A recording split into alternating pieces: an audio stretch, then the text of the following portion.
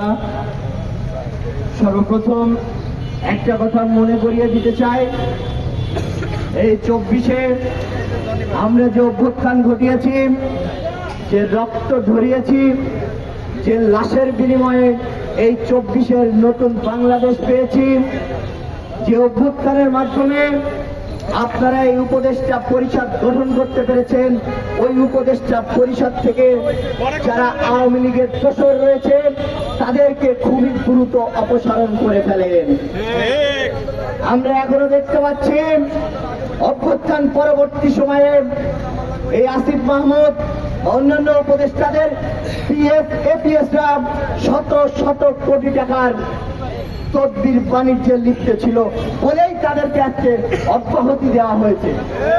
অত্যন্ত দুঃখের সাথে বলতে হচ্ছে, আসিফ মাহমুদ নিজে বলছেন যে তাকে অব্যাহতি দেওয়া হয় নাই, তিনি নাকি নিজে থেকে পদত্যাগ করেছেন। আপনারা সুরঞ্জিত সেনগুপ্তের কথা জানেন, তার পিএস এর গাড়িতে 70 লক্ষ টাকা পাওয়া গিয়েছিল এবং তারপরে কিন্তু তার মন্ত্রণালয় ছিনিয়ে নেওয়া হয়েছিল। আমরা এই উপদেষ্টা পরিষদকে হুঁশিয়ারি দিয়ে বলতে চাই, আপনাদের কিন্তু এই জুলাইয়ের পূর্বে 15 দিনও মাঠে পাই নাই। সুতরাং কথা যা বলবেন, কাজ যা করবেন, হিসেব কিতাব করে বলবেন।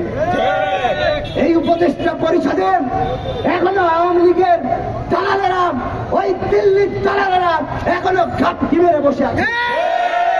আমরা হুঁশিয়ার করে বলে দিতে চাই, এই শহীদের রক্তের দাগ এখনো শুকায় নাই।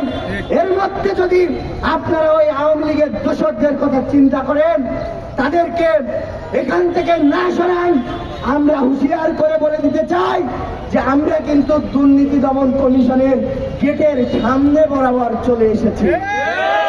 এখান থেকে ভিতরে ঢুকতে কিন্তু 1 মিনিটও সময় লাগবে না। 24-এর অভ্যুত্থান যেভাবে ঘটিয়েছি, দুর্নীতি দমন কমিশনের অভ্যুত্থানও কিন্তু ঘটে যাবে।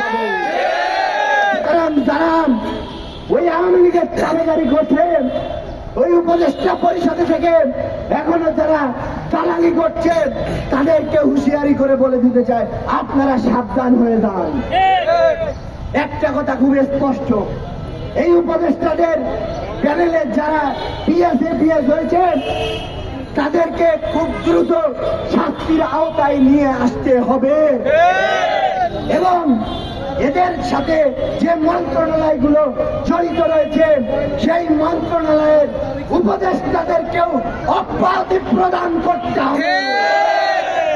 এই ক্ষেত্রে যদি কোনো টাল বাহানা তৈরি করা হয়, আমরা বলতে চাই আপনারাও সজাগ থাকুন। আবারও সময় এসে গিয়েছে ওই উপদেষ্টাদের গদিকে লাঠি মারার জন্য। আমরা স্পষ্ট করে বলতে চাই, আমাদের ভাইরা যে দুর্নীতি দমন কমিশনে গিয়েছে, এর প্রেক্ষাপটে যে স্মারকলিপি দিতে গিয়েছে, আমরা বলবো একটা সুরাহ হবে। সুতরাং আপনারা খুবই দ্রুততার সহিত এই মন্ত্রণালয়ের এপিএসদেরকে যাদেরকে অব্যাহতি দেওয়া হয়েছে তাদেরকে দ্রুত বিচারের আওতায় নিয়ে আসুন এবং সেই উপদেষ্টাগুলোকে, যে উপদেষ্টা মন্ত্রণালয়ের অধীনে এই দুর্নীতি হয়েছে, তাদেরকে আপনারা দ্রুত অপসারণ করুন।